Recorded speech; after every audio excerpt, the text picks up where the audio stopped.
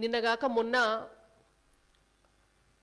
మన రామన్న అంటే ఎవరో అనుకున్నారు. మళ్ళా మన ఐటీ శాఖ మంత్రి గారు, మన ముఖ్యమంత్రి కేసీఆర్ గారి తనయులు హన్మకొండలో మాట్లాడుతూ చాలా జుగుప్సాకరమైనటువంటి వాడకూడని పదజాలం, ఎవరు కూడా హర్షించినటువంటి భాష. అంటే అమెరికాలో చదువుకొని వచ్చిన నాకు ప్రపంచమంతా బాగా తెలుసు, ప్రపంచంలో దేశాలు తిరుగుతున్నా, ఇక్కడికి వచ్చి ఏదో ఉద్ధరిస్తా, మా నాన్నగారు మంత్రి పదవి ఇచ్చిండ్రు కాబట్టి నేను పనిచేస్తున్నా, తెలంగాణ కోసమే మేము పుట్టినాం అని చెప్తే నిజంగానే ఏమో అంత చిత్తశుద్ధి ఉన్నది కావచ్చు, అంత సంస్కారం ఉన్నది కావచ్చు, బాగా చదువుకున్నారు కావచ్చు అని మనమంతా కూడా అనుకున్నాం. కానీ మొన్న వారు వాడినటువంటి భాష ప్రపంచంలోనే అతిపెద్ద పార్టీకి నాయకులైనటువంటి నరేంద్ర మోడీ గారు ఈ భారతదేశానికి ప్రజాస్వామ్య గణతంత్ర లౌకిక దేశం, ఇవాళ ప్రపంచమే గౌరవించేటటువంటి భారతదేశానికి ప్రధానమంత్రి అయినటువంటి నరేంద్ర మోడీ గారిని, తెలంగాణ రాష్ట్ర బీజేపీ అధ్యక్షులు బండి సంజయ్ గారిని పట్టుకొని ఇష్టం వచ్చినటువంటి మాటలు, అంటే ఆ మాటలు మేము కూడా రిపీట్ చేయగలుగుతాం, దానికి 10 100 కూడా రిపీట్ చేయగలుగుతాం. రామన్న అమెరికాలో చదువుకొని వచ్చిండు కావచ్చు, కానీ మేము ఊళ్ళల్లో చదువుకొని వచ్చినాం. మరి మేము ఊళ్ళల్లో చదువుకొని ఊళ్ళల్లో పుట్టొచ్చిన వాళ్ళము వారికంటే 1,00,000 రెట్లు ఎక్కువ తిట్లు కూడా తిట్టగలుగుతాం. ఇవాళ తిట్ల పోటీ పెడితే ఏమున్నది? మొన్న ఒక మహిళ కల్వకుంట్ల వారి కుటుంబం గురించి వారి చరిత్ర మొత్తం ఇప్పుతుంది సోషల్ మీడియాలో పెడితే.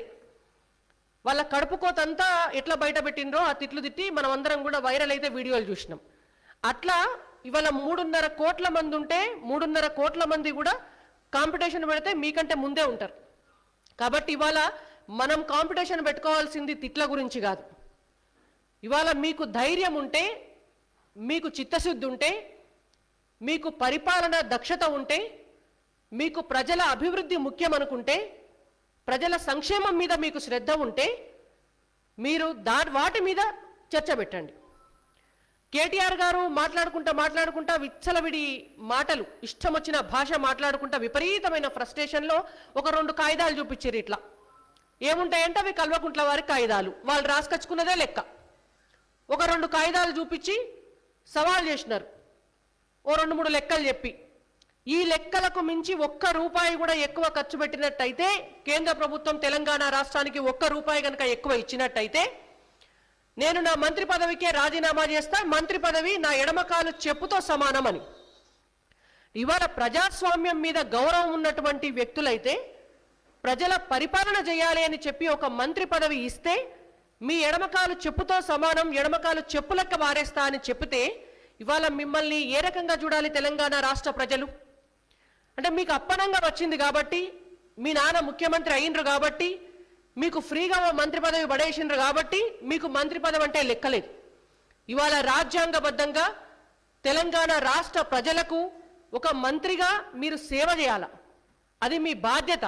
ఒక బాధ్యతాయుతమైనటువంటి పదవిలో ఉండి ఆ పదవిని అంత చులకనగా చేసినటువంటి మీ మానసిక స్థితి ఏంది అనేటువంటిది ఇవాళ తెలంగాణ రాష్ట్ర ప్రజలందరూ కూడా గమనిస్తున్నారు. ఓ డైలాగ్ కూడా కొడుతుండు రామన్న నిన్న మాట్లాడుకుంటా, రాసుకో నేను చెప్తున్నా లెక్క అని. ఇలా మేము కూడా చెప్తున్నాం, రామన్న రాసుకో, మేము కూడా లెక్క చెప్తాం. ఎన్ని కోట్ల రూపాయలు తెలంగాణ రాష్ట్రానికి కేంద్రం ఇచ్చింది, ఎన్ని కోట్ల రూపాయలు మీరు తీసుకున్నారు, ఎన్ని కోట్ల రూపాయలు మీరు పక్కదారి పట్టించిండ్రు, మీరు చేస్తున్నటువంటి డ్రామాలన్నీ ఏంటి అనేది మేము కూడా బయట పెడతాం. మీకు దమ్ముంటే ఈ తెలంగాణ రాష్ట్ర ప్రజలు కడుతున్నటువంటి ట్యాక్సులు, ఈ తెలంగాణ రాష్ట్రంలో ప్రజల దగ్గర నుంచి వస్తున్నటువంటి ఆదాయం, ఈ తెలంగాణ రాష్ట్రానికి కేంద్రం ఇస్తున్నటువంటి డబ్బు, వీటన్నింటినీ కూడా మీరు తెలంగాణ రాష్ట్రంలో ఉన్నటువంటి ప్రతి జిల్లాకు, ఏ జిల్లాకు ఎంత ఖర్చు పెడుతున్నాము అని చెప్పేసి మీరు ఓపెన్ చర్చకు వచ్చేటువంటి దమ్ముందా అని చెప్పి వాళ్ళ మేము సవాల్ చేస్తున్నాం. మీరు సవాల్ చేస్తే బండి సంజయ్ గారు రావాల్సినటువంటి అవసరం లేదు. మా భారతీయ జనతా పార్టీ నుంచి మేమేమో ప్రతినిధి బృందం వస్తాం, ఎక్కడికి రావాలో చెప్పండి. ఇవాళ అమరవీరుల స్తూపం దగ్గరికి వస్తారా, లేకపోతే చార్మినార్ చౌరస్తా దగ్గరికి వస్తారా, లేకపోతే గోల్కొండ కోట దగ్గరికి వస్తారా? ప్లేసు టైము 2 మీరే డిసైడ్ చేయండి. ఏ జాగైనా సరే మేము బరాబర్ వస్తాం, బాజాప్తా వస్తాం, మీ బండారమంతా బయట పెడతాం. ప్రజల సంక్షేమం కోసం బాధ్యతగా భారతీయ జనతా పార్టీ సవాల్ చేస్తుంది. మీ టీఆర్ఎస్ పార్టీలో దమ్ముంటే, మీ దగ్గర నిజాయితీ ఉంటే రండి చర్చకు కూర్చుందాం. మీరు మాట్లాడిన వాటికి మేము చెప్తున్నాం లెక్కలు బరాబర్. మీరంటిరి 3,65,797 కోట్ల రూపాయలు తెలంగాణ ప్రజలు ట్యాక్స్ రూపంలో కేంద్రానికి గడితే, కేంద్రం వాటా తీసుకుంటే కేంద్రం 1,68,647 రూపాయల కంటే ఒక్క రూపాయి ఎక్కువ ఇచ్చినా రాజీనామా చేస్తా అని చెప్పి రాజీనామా చేయండి. ఇప్పుడు రాజీనామా చేయాలా? మీరు బరాబర్ చేయాలా? ఎందుకంటే కేంద్రం 1,68,647 రూపాయలు మీరు చెప్పిన వాటితో పాటుగా ఇంకో 1,50,000 కోట్ల రూపాయలు అదనంగా ఇచ్చి 3,18,000 కోట్ల రూపాయలు తెలంగాణ రాష్ట్రం కోసం కేటాయించింది. ఆ డబ్బు బాజాప్తా మీరు తీసుకున్నారు. అందులో చాలా డబ్బు మీరు ఇతర పథకాలకు మళ్లించుకున్నారు. వాటన్నిటి మీద డీటెయిల్డ్ చర్చకు మేము ఎప్పుడైనా సిద్ధం. మేము ఇప్పుడు కూడా చెప్తున్నాం, రామన్న నీ దగ్గర పేపరు పెన్ను ఉంటే, కాగితం ఉంటే రాసుకో. మీరు చెప్తున్నటువంటి మిషన్ భగీరథ పథకం, ఇంటింటికి నల్లా ప్రపంచంలో ఎవడన్నా ఇచ్చిందా అని మాట్లాడుతున్నారు కదా. మీరు పెట్టినటువంటి మిషన్ భగీరథ పథకానికి జల్ జీవన్ మిషన్ కింద 2,500 కోట్ల రూపాయలు కేంద్ర ప్రభుత్వం ఇచ్చింది. మీరు నోట్ చేసుకోవాల్సినటువంటి అంశం అది. దాదాపుగా 38 లక్షల ఇండ్లకు నీటి సౌకర్యాన్ని, మంచినీటి అవకాశాన్ని కల్పించింది కేంద్ర ప్రభుత్వం. ఇది మీరు రాసుకోవాల్సినటువంటి అంశం. ఆహార సబ్సిడీ కింద 26,765 కోట్ల రూపాయలు కేంద్ర ప్రభుత్వం తెలంగాణ రాష్ట్రానికి కేటాయించింది. మీరు తీసుకున్నారు ఆ పైసలు. జిఎస్టీ పరిహారం కింద 2,379 కోట్లు కేటాయించింది. ప్రాయోజిత పథకాల కింద 2018-2021 సంవత్సరాలకి 38,459 కోట్ల రూపాయలు కేటాయించింది. 2022-2023 ఒక్క సంవత్సరానికే 17,165 కోట్ల రూపాయలు కేటాయించింది. ఉపాధి హామీ పథకం కింద మీరు రోజు డబ్బేసుకొని చెప్పుకుంటారు కదా, ఊళ్ళల్లో ఉపాధి మేమే కల్పించినామని. అటువంటి ఉపాధి హామీ పథకం కింద ప్రతి ఒక్క వ్యక్తికి ఇచ్చినటువంటి డబ్బు కేంద్ర ప్రభుత్వానిదే.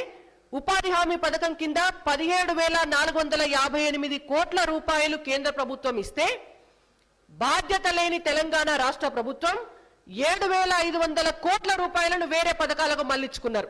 ఎలా మళ్లించుకున్నారు అంటే వీళ్ళు లెక్కలు చెప్పరు. వీళ్ళు ఇస్తున్నటువంటి రైతు బంధు పథకంలకు ఈ పైసలు పోతాయి, వీళ్ళు ఇస్తున్నటువంటి కళ్యాణ లక్ష్మి పథకంలకు ఈ పైసలు పోతాయి, వీళ్ళు ఇచ్చుకుంటున్నటువంటి మిగిలినటువంటి కేసీఆర్ కిట్లకు ఈ పైసలు మళ్లించుకుంటారు. లెక్క చెప్పమంటే చెప్పరు. 7,500 కోట్ల రూపాయలు తీసుకొని వేరే పథకాలకు మళ్లించుకున్నారు. దాదాపుగా ఎస్సీ కమ్యూనిటీకి సంబంధించినటువంటి వాళ్ళు 17%, ఎస్టీలు 14% మంది బాగుపడతారు.